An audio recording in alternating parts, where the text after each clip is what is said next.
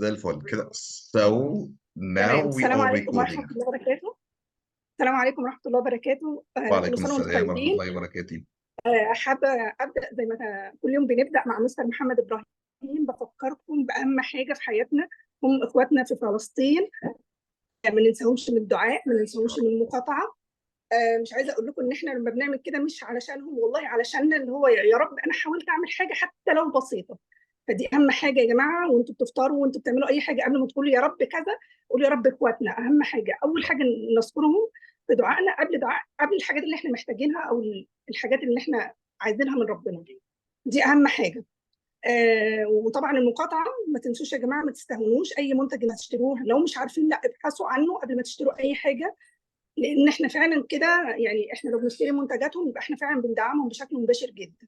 دي اهم حاجه ان انا حبيت ان انا اقولها زي ما احنا متعودين كل يوم في السيشن. دلوقتي بقى النهارده معانا ليله رمضانيه جديده مع دكتور محمد، وهو من الناس من اول ما بدانا رمضان نايتس لازم ينورنا كل سنه، ودي ثالث سنه معانا ان شاء الله، ودايما منورنا عقبال المره ال20 باذن Time الله. flies. أنا بطلت أعد على فكرة. منورنا دايما والله، كل السيشنز بتاعتك ممتعه ما شاء الله، ربنا ودايما يخليك. منورنا. Thank you so يعني much. انت من اصحاب المكان خلاص. ربنا يخليكي. طبعا فان طبعا. شاء الله أهم اسيبكم حاجة بقى بس تستمتعوا مع كلمي مستر محمد إبراهيم، بس خليه يلحقنا في الدعاء قبل ما يمشي. يعني وهو هقول موجود له ان كده، لا شاء ادعي لنا الله. وهو هناك. هقول له اكد وحضرتك عليه موجودة هناك باذن بالمرة، الله. ادعي لنا كمان. ان شاء الله، وانا هدعي لكم برضه ان شاء الله، انا راح اعمل عمره أشكرك. برضه وابقى ادعي لكم باذن الله. يا رب يا رب، آمين. الله اسيب لحضرتك بقى، وعشان الناس تستمتع بكل دقيقه مع حضرتك. Thank you so much. And انا good evening. How's معاك. everything? I hope everything is okay with all of you. Thank you so much, Mr. Muhammad Ibrahim and Mrs. Mahasokka, for having me over. And I believe one doesn't get the privilege to be here every day. Uh, رمضان كريم، كل سنة وحضراتكم طيبين وبعود الأيام. ربنا يجعلها بداية خير وبداية سعادة ورخاء علينا جميعا، ودعواتكم لإخواتنا الفلسطينيين وإخواتنا المسلمين المحاصرين في قطاع غزة، ربنا ينصرهم ويحميهم وينجيهم بإذن الله. I'm happy to be here for the third time, I believe. I lost counting. But when I was asked to give this lecture, actually, I was thinking about um, presenting something that is that's new, that's challenging, that's extraordinary. So some of you know that I'm a translator. I'm a lecturer of translation and interpreting in certain universities. I'm gonna introduce myself in the beginning, but I was thinking I'm not talking about translation as a profession, but I'm going to talk about how to teach translation and interpreting and also lexis and vocab and so on, everything that's related to translation and interpreting. So I think this is something new that we want to talk about because, you know, in our universities, in our academic institutions, we don't have certain books or certain references to refer back to when we want to teach such courses. But it doesn't matter if you are a translator or not. It doesn't matter if you are an interpreter or not. You may be having a classroom that you have to teach somehow bilingual courses. It doesn't have to be translation or interpreting. It can be vocabulary, it can be lexicography, and anything that is related also to translation and interpreting. But in the beginning, before indulging into our material, let me first introduce myself. This is Dr. Muhammad Amer. By the way, you can call me Muhammad, you can call me Amer. I love being called Amer. I really love this name, and it's the name of my son as well. So I'm a lecturer in English linguistics and the specialized translation and interpreting as well, faculty of Alson and technical languages at the Egyptian Russian University. And I see that I'm having some of my dear students on board tonight. Hello, guys. I'm also a lecturer and specialized interpreting. The credit our program CHB at the esteemed Cairo University, and I also see some of my dear students. Yes, some of them are already there. Hello, guys. Long time no see. I'm gonna see you tomorrow online, inshallah. And down here you can see my contact details. You can contact me anytime. By the way, I'm really open for this. This is my WhatsApp number, okay, and this is my email address, and you also can find me on on LinkedIn. This is my account, and also you can find me with the same name and the same writing method on Facebook. And so, really happy to be followed by all of you. So, thank you so much again, and let's start our session. But let me first talk about certain steps that we're going to follow tonight. Number one, I'm gonna talk about the old school in teaching, translation, interpreting, and any course that is bilingual. So we have old school that I also call the bad guy, and we have a modern school, a new school that I want to call a good guy. After that, I will move to how to teach bilingual courses through the use of receptive and productive skills. You know, when we're talking about translation and interpreting, we're talking about the four skills. We have two receptive skills and we have two productive skills. So we will discuss this tonight and how to use them in teaching bilingual courses.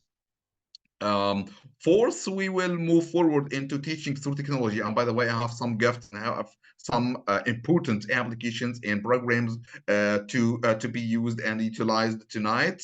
All free, all for free, by the way. So you don't have to pay any penny for this. So a lot of AI and technology and everything.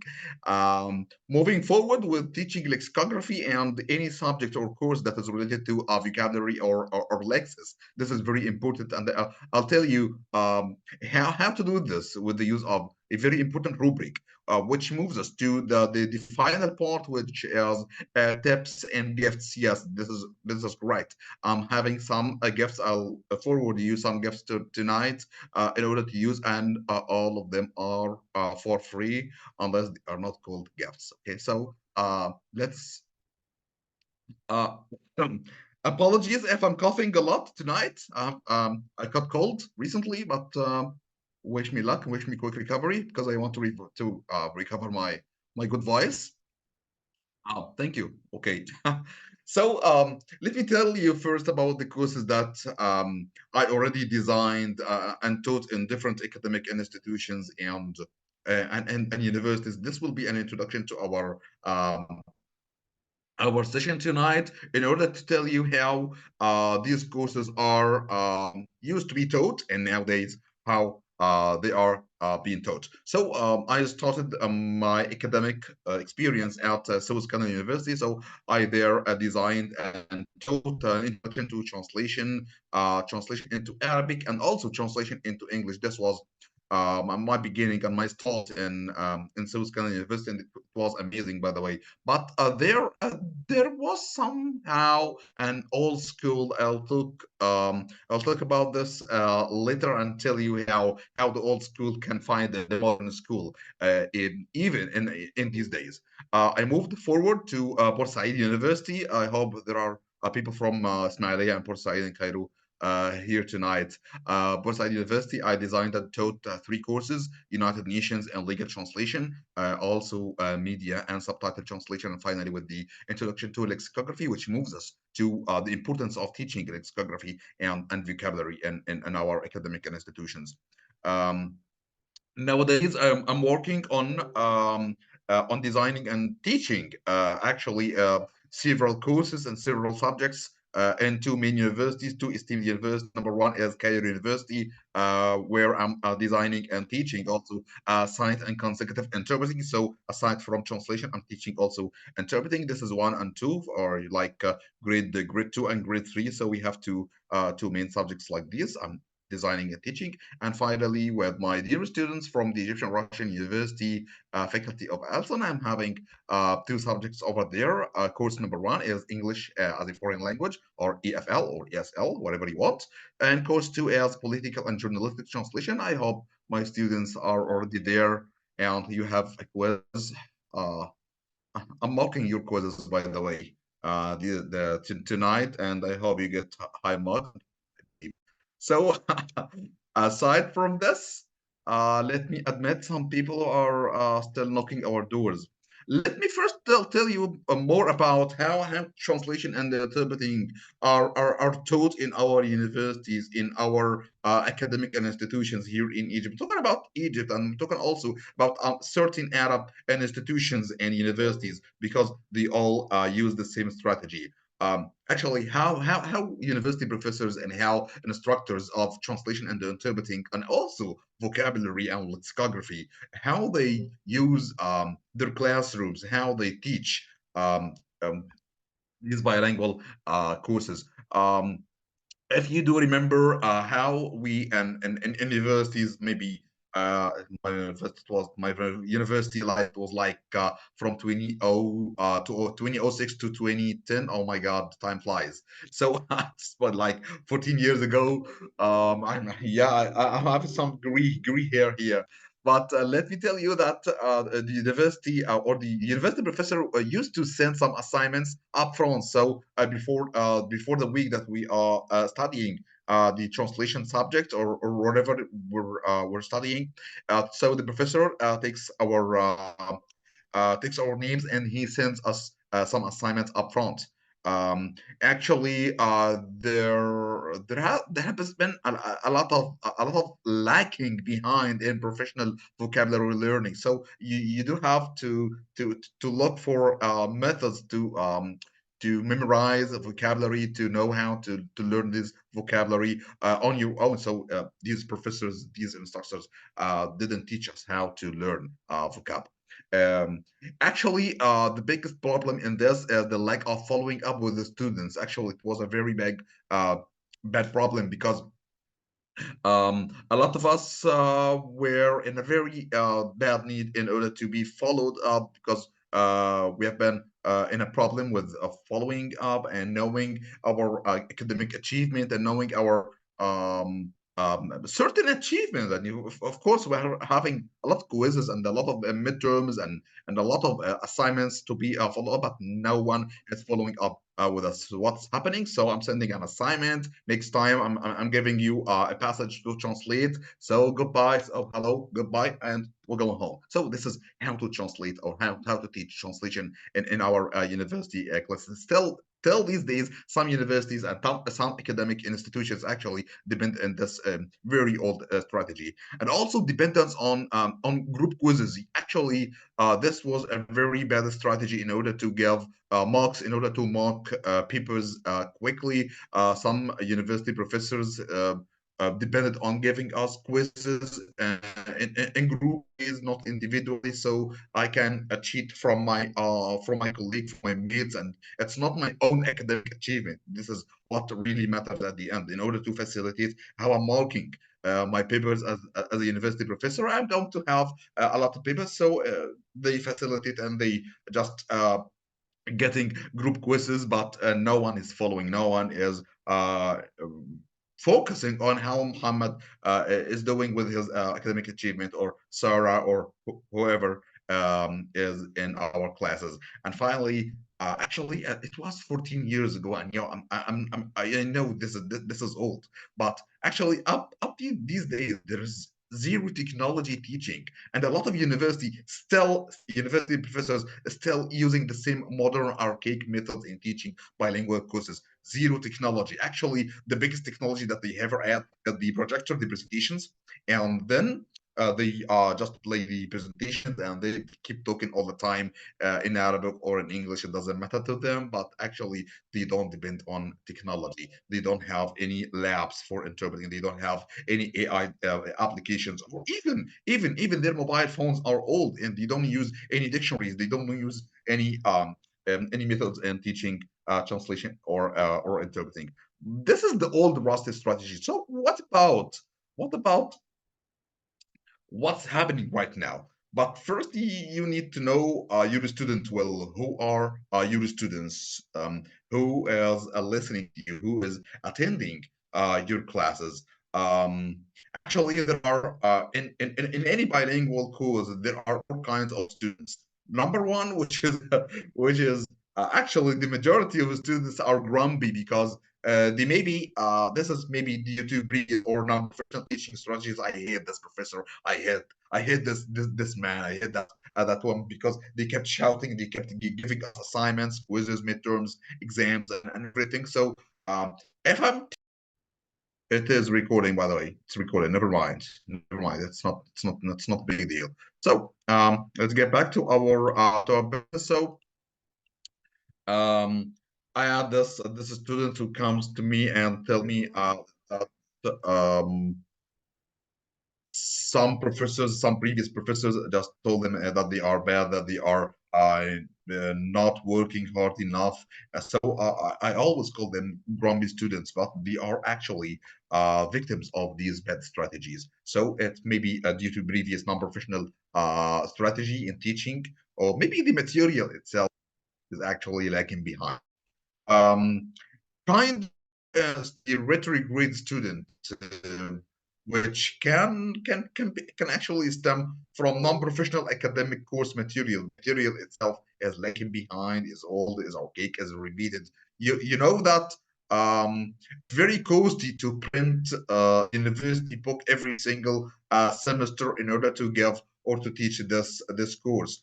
And that's why on PPT files, on AI files, on I'm not depending on any books because if I'm going to print this book every single semester, this will be very costly. It will be highly expensive, and it can be developed. It can be uploaded or updated. It's very um, a negative point on our hand. Uh, Student number three, which is my favorite as well, as the first timer. The first time student, he has no previous experience or feedback on any material or any instructor or professor. So actually, I love this one because it's like a raw material that I can shape, I can formulate the way that I want. And the least, the least student is the high achieving students. Actually, if we have been developed or updated or taught well in the previous years, actually, the students will be the majority of our students. But actually, is loving, caring, proactive, and with students, which makes them very few in our classes. And our goal is to make all of our students like between the first timer students because they are proactive and they are enthusiastic and everything, and the high achieving students. So we want to get rid of the grumpy students and also the retrograde students in order to move back to the first time students and also the highly achieving students. So we've been discussing the old school. Now let's move more into the new school or the good guy school. So um, I really have a very important quote here from Department of Education in the Victoria state government. It says that the most effective way to teach a vocabulary is to show how new words relate to other words, ones that the students already know. So I'm going to give you examples right now, but it's very important to explicitly teach the relationships between words. And you do remember how we were taught a vocabulary, like for example, a word like infrastructure. So in bilingual classes, but actually you can speak Arabic or English or vice versa interchangeably because actually are translating. But um, in our translation and the interpreting classes, we were like using a word like infrastructure, as I told you. So infrastructure in Arabic means البنية التحتية, but actually when we want to memorize these words, it was like infrastructure البنية التحتية, infrastructure البنية التحتية. We keep repeating the same expression, the same word. And so we have two main problems here. Number one is that drilling is a very archaic and a very old way at teaching bilingual courses. And number two, you will forget. Actually, you are memorizing only words, not phrases, not compounds, not phrasal verbs, not collocations. You are just using words, a lot of words, maybe hundreds or thousands of words, and the next very day you can, or the same day you can actually forget the words that you have been learning for several hours, by the way. So in order to teach a word or an expression, you can use as a variables. For example, I have a very common example here, which is the word gate. So gate in Arabic means bawaba. However, in this example, I would like to have my students learning and eliciting the meaning of the word get when it's a suffix. So we have different formulas of the word get when it's a suffix. So it's not bawaba anymore. It's a scandal when That's preceded by Watergate. So you know Watergate, it's a scandal in America. Iran Gate, Sherry Gate, Monica Gate, Party Gate, Close Gate, Slab Gate, or either Pandora Gate. So how many words did you knew as new words from the word gate? So you're not only learning the meaning of gate. Actually, you have 1, 2, 3, 4, 5, 6, 7, 8. You have new 8 words, new 8 expressions, new 8 experiences that you will get no information from only one word. So you do not have to give words. Just people just go and memorize a lot of words, and the next time I'll have you memorizing, and I'll give you a quiz on these words. Actually, this is nothing. It's archaic. So when you tell your students to put more effort on this in order to elicit words, to get more expressions from the stem word. And when you turn the stem word or the stem into a suffix, so get is not here a stem, it's a suffix. So we have like 8 words extra here. So I think this is a very nice way in order to add certain vocabs to your bank of vocab, which needs to be huge actually when you are an EFL learner. When you learn translation and interpreting, actually you need like 8,000 new words in order to be intermediate, between intermediate and upper intermediate. So how can you reach this big amount of words from this strategy? So you can turn a stem, you can turn a stem into a suffix, and then you can actually get new words. And actually, it works on the other way around, when you can a suffix into a stem, and then you can elicit the meaning of each. So we have 2 exercises here to give your students. Number one, you can ask them to elicit the meaning through a suffix. So the word gate is not anymore a stem, it's a suffix. Exercise number two, you can also make a list of gate scandals and controversies. So you don't have to ask them for the translations of these words, but you can also make them elicit the information behind these expressions. Like for example, I do remember Watergate. Watergate was the scandal of American President Richard Nixon in the 70s of the last century. So when you give your students an exercise like this, they gain information, they gain new words, and they gain new translations. So it's not only about translation; it's about gaining new information and expressions from the very same word. Actually, another exercise that's very important when you turn the word, when you turn a stem into another expression. Actually, it's this time you are adding a word before the stem, or even after it. But actually, this exercise is very important in order to give your student a lot of meanings from only one word, from only one example. For example, here we have a word like money. All of us actually know what the word money means in Arabic. It means فلوس, مال, أي حاجة. However, when you put like key money, so we have a stem and stems. So we have 2 stems here, key and money, key and money. So what about blood money, hot money, earnest money, funny money, pocket money, dirty money, and hush money? Actually, we have 1, 2, 3, 4, 5, 6, 7, 8, another 8 words in order to add to your bank of vocabulary. This is very important in order to make your students elicit the meaning of these suffixes, of these stems, of these different compounds. Actually, this can also be exercise on the use of collocations in translations between Arabic and English. Okay. Thank you.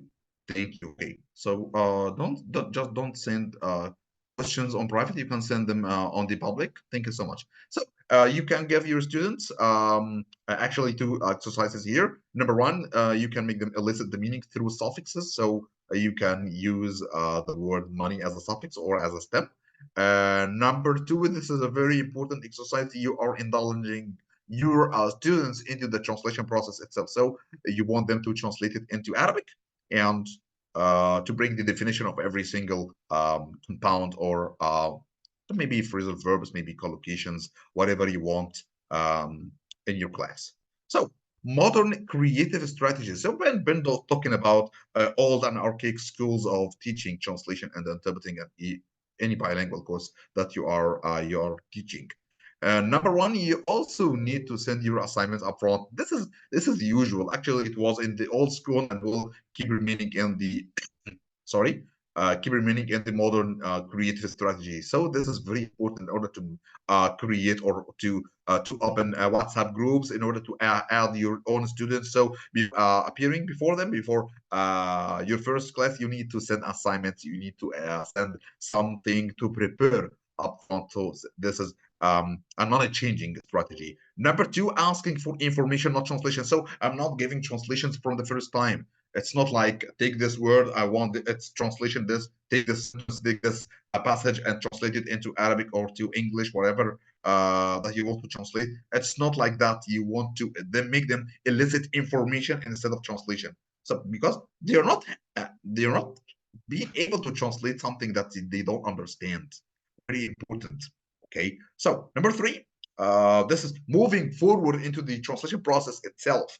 Now you are eliciting the vocabulary meaning from a monolingual dictionary. Actually, we need to stop using bilingual dictionaries, which is my next point, by the way. But this is very important. You want them to elicit the meaning from the English definition of the word. For example, actually, if we got back here like an expression like blood money, so you give them a dictionary, an English dictionary, a bilingual dictionary, sorry, a monolingual dictionary, and you want them to actually guess the meaning of blood money, and then they can also elicit the translation, the Arabic translation of that expression. So this is very important.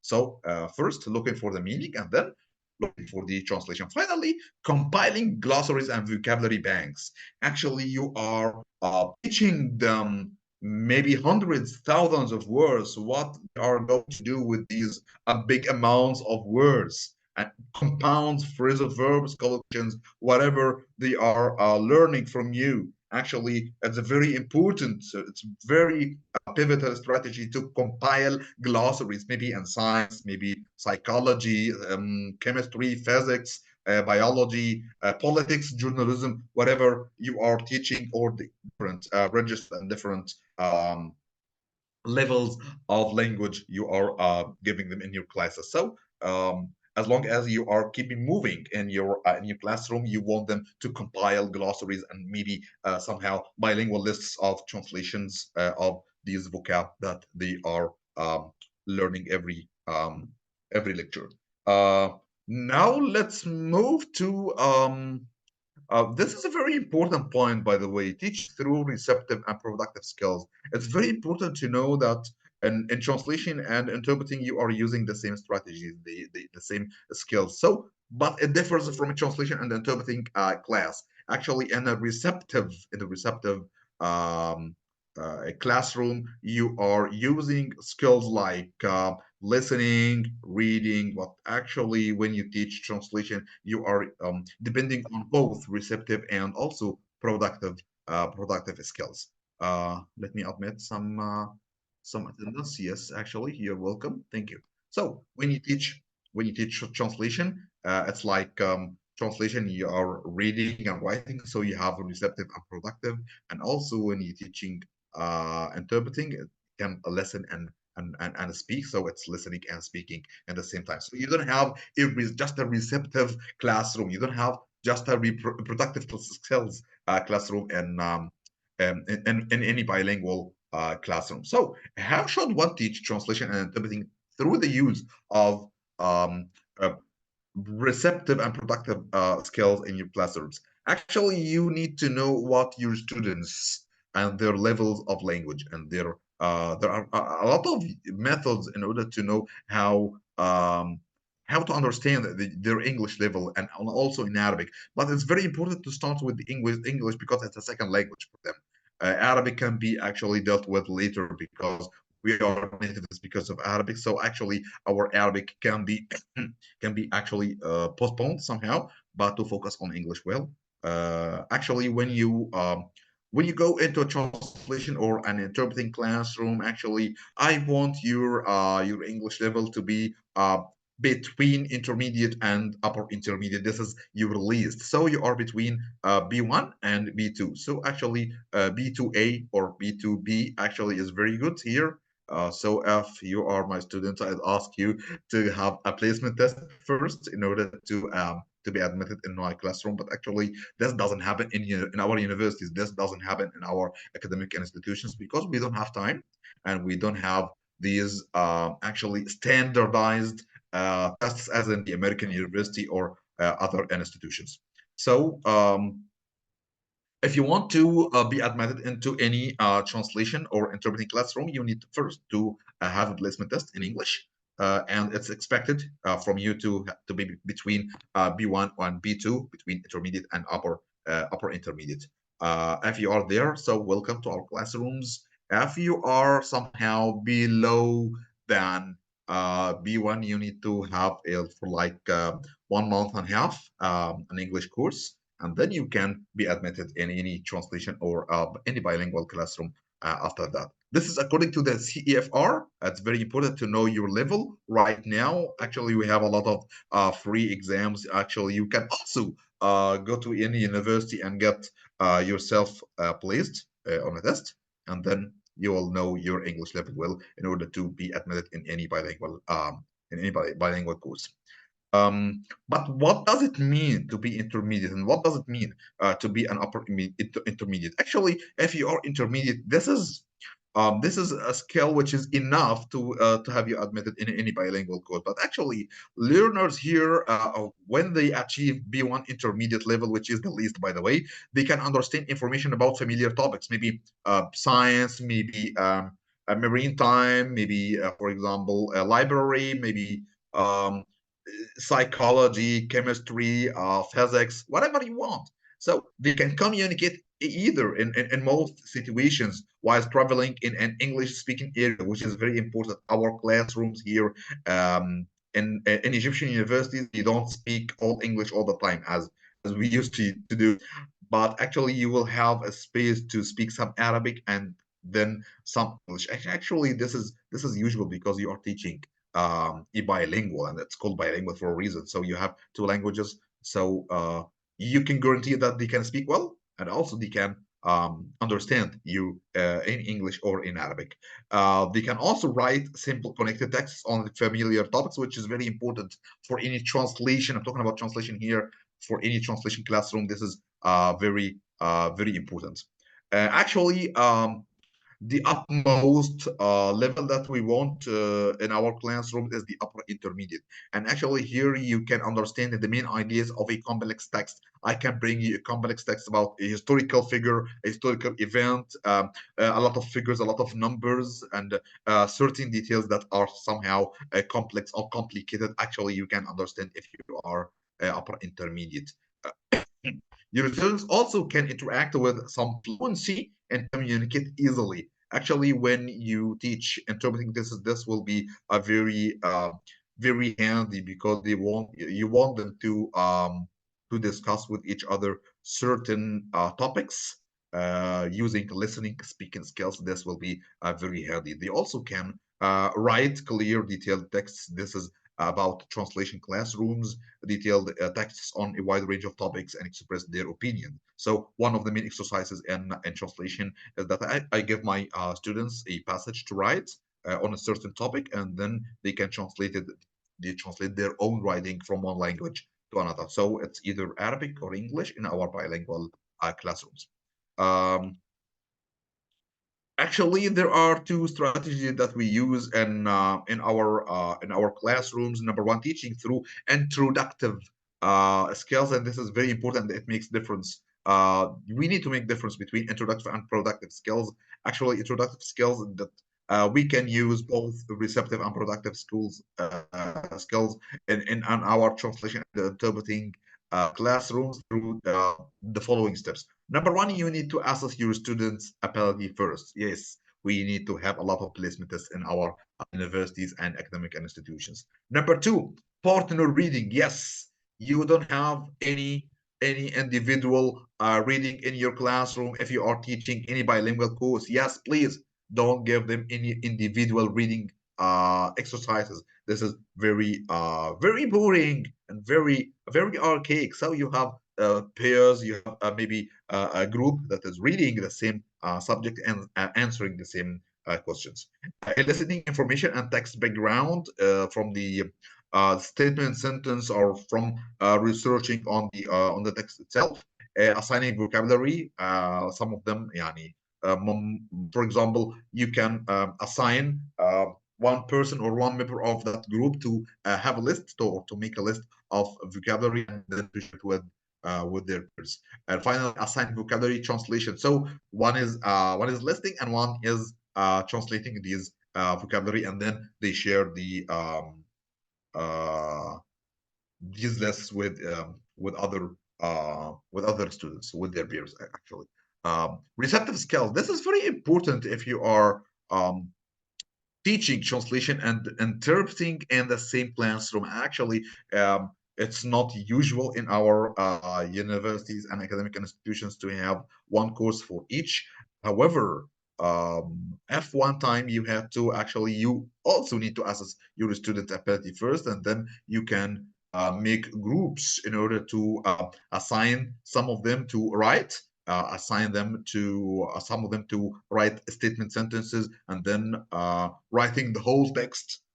Certain people who have just higher levels in English writing, and finally you can assign some of them to review and proofread what other peers and what other colleagues wrote their um, on their papers. I'm still admitting people here. Okay, thank you. But what happens actually in interpreting classes? Yes, actually, we can get back to our introductive skills when we can merge between productive and receptive skills. Number one, also you can assess your student a bit first. This happens in the very first session when you can just give them a placement test. For example, I have an example here. I can write it here in the chat box, which is EFSAT. EFSAT is one of the most important tests. Let me put it here. Yes, EF set. It's for free. It's for free. You can just go to Google and write EFSET. You can just go there. And actually, it's very important for you to do this and to know that it's only listening and reading. So one receptive skill is which is listening, and another receptive skill which is reading. And what we are focusing on only receptive skills. It's not like writing and speaking, because they want to start from scratch with you. So actually, you will have this over in your classrooms in the in the very first day. So assess their linguistic abilities first. This is very important, and then they can get back to you with their scores, and then you can give them feedback. Also, you can use partner listening. They can speak. You can assign teams. You can give them topics in order to make only one person speak, and then make other students listen to them, and then asking them questions. You can also give them some audio files to elicit information from. Also, vocabulary listing. It's like the translation class when you assign some students to make lists of vocabulary, and then other students to translate these lists from one language to another. So it doesn't have to be English all the time. It can be English, Arabic, Arabic, English. So you can also give them audios in Arabic. So you can actually imagine that you have a podcast in Arabic, and then they can listen to it, elicit information, and then they put them some words that they expect that they don't know the meaning of or the translation of, and then certain students can actually translate these words from Arabic into English. This gives us a deeper background on how to teach interpreting through receptive skills. Actually, this is very pivotal. You can use group speaking. They can speak to each other. So some of them are speaking, some of them are listening, and those who are listening, they can be speaking after a while. You can also this is what we call role play speaking. So I'm once speaking, and then after a few minutes I can be a listener. Finally, you can also assign chunking interpreting teams. This will be handy in consecutive and simultaneous interpreting classrooms. When you chunk certain audio files. You can chunk certain YouTube videos in order to make them um, listen carefully, do shadowing, do parroting in order to move their listening and speaking skills forward. For example, I have this very important exercise, and I have a lot of audio files. By the way, I'll give them, give you a link of them by the end of this classroom. Um, Audio files. They are talking about fruits, vegetables, sports, whatever you want, but in a very, very chunked audios, like 5 seconds, 10 seconds, 15 seconds. So you can chunk every single audio into only 5 seconds. So keep listening to this audio 5 seconds, 5 seconds. So I can train myself on two main skills. Number one, shadowing. I keep repeating what I'm listening to, and then I can translate it from one language to another, whether it's in English or in Arabic. So you have two skills here in hand. Uh, Moving forward through teaching through technology, and this is the funniest thing about our classroom tonight. You can use technology to teach any bilingual classroom. Actually, technology is very handy here, but through the use of technology and AI, you can actually, I really blame my own professors and instructors that they didn't give us any background on how to use technology to elicit the meaning of a word or an expression. Just like a paper dictionary, you can just move to El Mawrid or to Elias, to any dictionary that you can bring the word from, and then you can memorize. بيقول يعني ناس, بيقول يعني ناس, من يعني راجل. However, this is a very boring strategy. And by the way, at the same في اليوم نفسه, in the same very day, you can just forget what you just memorized. Actually, this is a very bad strategy. People, technology is evolving. Number one, you can depend on from the right side from you can depend on monolingual decks. You can use monolingual dictionaries like One Look, Gillespie have a very long list here. You can also move to a bilingual dictionary, and then you can also use applications. Actually, you didn't open a paper dictionary, and I know a lot of my students who came to me after classes, Doctor, can we use this El Mawrid dictionary, which actually in paper? So I tell them you can use it this year, you can use it next year, third year, fourth year. But what happens after that? So it becomes archaic, it becomes old, it's not updated. But actually, an electronic dictionary is very important because it's updated every single minute. Every single minute you can log in this dictionary and you find a new vocab over there. So actually, you can give your students links in applications, files to make them look for expressions, phrases, codes, whatever you want on these dictionary. But it's not like only words and something like that.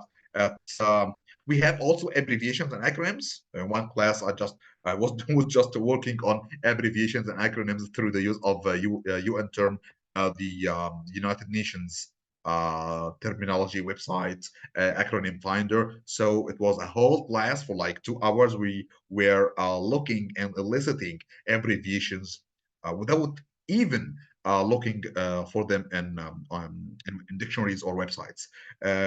Actually, also translating codes is very important in our business. So when you get this code, you don't know who said it. It looks like a code, but you don't know who the speaker was. So you don't know when it's said. So you can look for them on these websites. It's very important to look for them on certain verified websites. And finally, it's like if you're translating an audiovisual file, a TV series, a movie or documentary, or whatever you want, it's using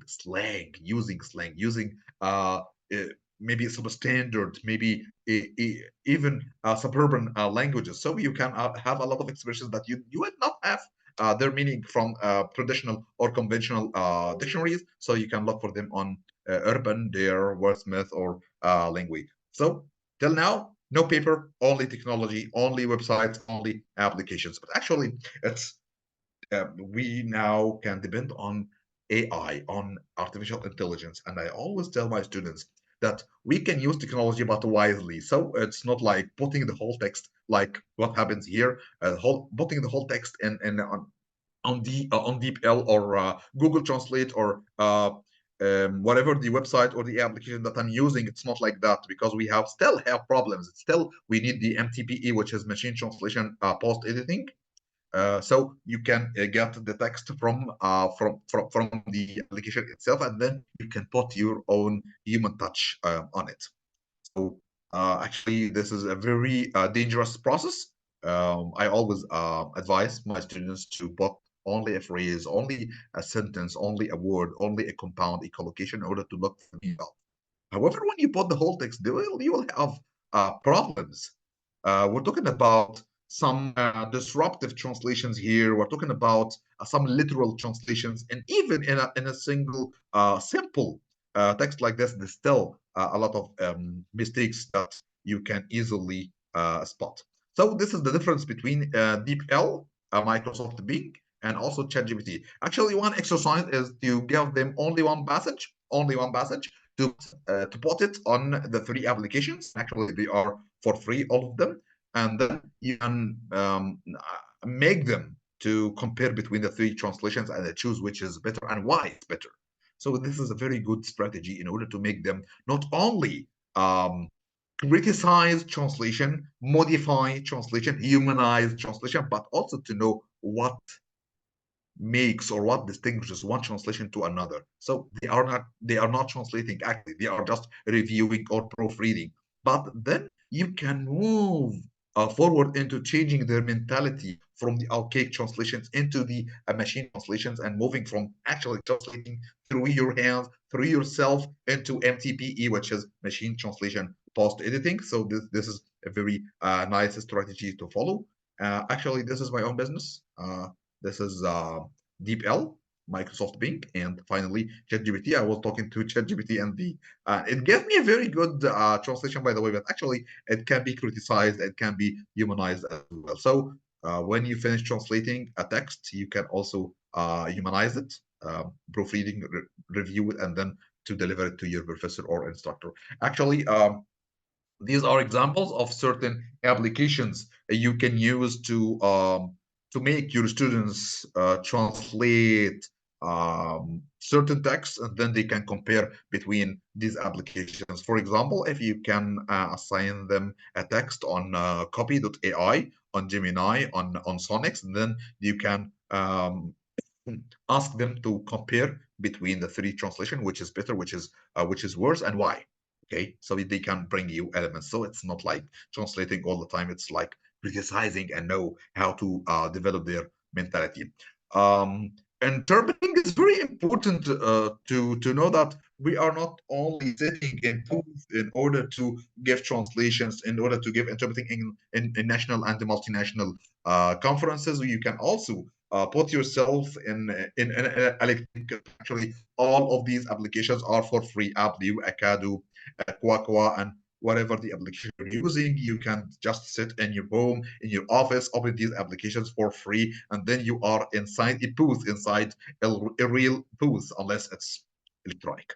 Okay, so you are here interpreting, listening to interpreters, chatting with interpreters. You are live. It's a real time booth without spending a penny on it. Okay, let's move forward into teaching lexicography, which is very important actually. When you're teaching bilingual courses, you need to teach vocab, lexicography. You want them to make glossaries, dictionaries, in order to memorize these words, in order to broaden their mentalities about words and expressions. So we don't have to look for these words every single time. I don't make my students look for the same words every single time, because they have to memorize and they also have to look for them. But it's very important here to know that I made this a chart through my students. So I asked, uh, I have the actual number here. Like, yes, I have like, yes, 301 students from Cairo University and also Egyptian Russian University. I asked them what kind of dictionaries and glossaries they are using in their assignments, quizzes, or whatever they are translating. And actually, it was shocking to know that the majority of them are using still using translation engines. I'm not talking about applications. I'm not talking about electronic applications or electronic dictionaries. They are using Google Translate. So the majority of them are using translation engines. Still, they are also using glossaries, but electronic, like Ilmaani, like Wordsmith, like UN Term. These are glossaries that are specialized in certain topics. So it's like 85% are using glossaries, which is actually positive. Um, After that, they are using online dictionaries. Online dictionaries actually can be a positive point and can be a negative point as well, because we have a lot of dictionaries that are not verified, that are not accredited enough to give you down translation of the words. They are also using pocket dictionaries, and actually, this was shocking to me because 65% of them are using pocket dictionaries. And pocket dictionaries, you can I don't even have a I don't have a pocket dictionary uh, since I was a student in the university 14 years ago, and I felt like 65% of them still having pocket dictionaries because they have money, and then they go to the library, they just get dictionaries, a pocket dictionary, and actually it can be updated, it can get archaic after 5 years, 10 years, and then you can throw it away. What was more shocking is that they are still using uh, bilingual dictionaries. So the least percentage here was the using my monolingual dictionary. So when I asked them why are not using monolingual dictionaries, they tell me that it's difficult to use. It's like I'm looking for the Arabic word, and the monolingual dictionary doesn't give me the Arabic word. And then it's our rule here to make them illicit the word. It's not like wow, I got this Arabic word and then I memorized. You need to move your bones. You need to use some cells from your mind in order to look for the words, and then you can elicit their Arabic translation from their own definition. So we need to raise awareness about using monolingual dictionaries more in our universities and academic institutions. I have here some very interesting methods in order to make your students more interested in compiling dictionaries and glossaries. Number one, compiling glossaries in order to provoke a feeling of positive entitlement and intellectual property with their names labeled. And every single semester, when I teach a bilingual course, I make my students compile a glossary, and then I put my name on it, of course, because I'm the instructor himself. But their names are included. Their names, and they are like from 16 years old to like 21. They're young. They're still I don't know. They're like 14 years younger than me, but when they find their names, they don't have experience. They don't have any kind of expertise. And when they find their names on the glossary and it's a PDF file, they feel like proud of themselves. They feel like they have, yes, we have intellectual property. We made something good. Okay, so it provokes them to compile glossaries. And one project of mine was the glossary of terms concerning the Israeli aggression on Gaza. Um, it was the last semester in Cairo University, and I really salute my students who managed to put like 300 pages of effort on this. Compiling literary devices like similes, metonymies, metaphors, puns, and alliterations in Arabic and in English, and their examples from Arabic poetry and from English speaking poetry. And it's very important to make lists like bilingual texts. This is a pun, and I have an example on pun in Arabic poetry and English poetry, similes, metonymies, whatever they have, because this will also actually change their mentality about using literary devices. Finally, compiling model translation. Yes, I'm talking about all texts translated from one language to another, and they can make two tables of two columns, and then they can compare between English and Arabic, then a row, and then a separator, for example, and then another text from Arabic to English or vice versa in order to compare between them. And also, this will be a reference in order to make them finally, a little tip to finish this.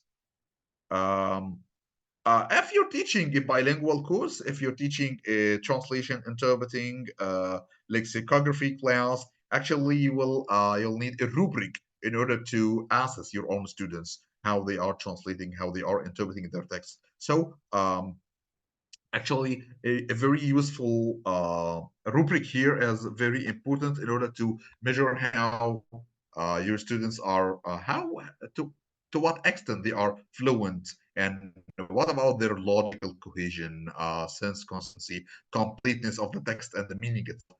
Grammar, which is very important, by the way. A lot of my students need to focus on this. Terminology, which is the essence of translation. And finally, style. So you can compile these rubrics together, and every single class you can use them in order to by the end of the semester you can find a matrix on how your students achieved their academic development. Uh, Finally, I'm ending this presentation right now, but actually you can scan this QR code below in order to get some rubrics on how to evaluate and assess the academic development and achievement of your students in any bilingual class. So you can find this one here, but there are dozens of there are dozens of quizzes and rubrics on this link on Google Drive. By the way, they are PDF files, Word files, and also PNG and JPG files, pictures and images. You can download easily from this QR code. It's easy. I'm gonna leave this here in order to make you scan it so you can download. It's open. It's an open access link. You can actually download everything from here. And by the way, I'm keeping updating them so you can just have this link on your notes, on your Telegram, or whatever you want. Scan it, and then you can save the link, and you can revisit maybe every single day. I'm having a lot of material to upload on this folder. So actually, I'd like to thank Mr. Muhammad Ibrahim and Mrs. Maha for having me over. Actually, it wasn't too long, I know, but actually, I really enjoyed having you over and um, actually presenting this for the first time. I know it's difficult and I know it's somehow complex, but actually you can find yourself in any bilingual course any day. But this is the way that we want to develop our profession. Thank you so much, and if you have any questions, I'm here. Thank you. حضرتك والله نورتنا جدا النهارده، وعقبال كل سنه باذن الله. العفو، تسلمي لي، شكرا جزيلا. شباب، الكيو ار كود موجود هنا. لكم اللينك مباشرة.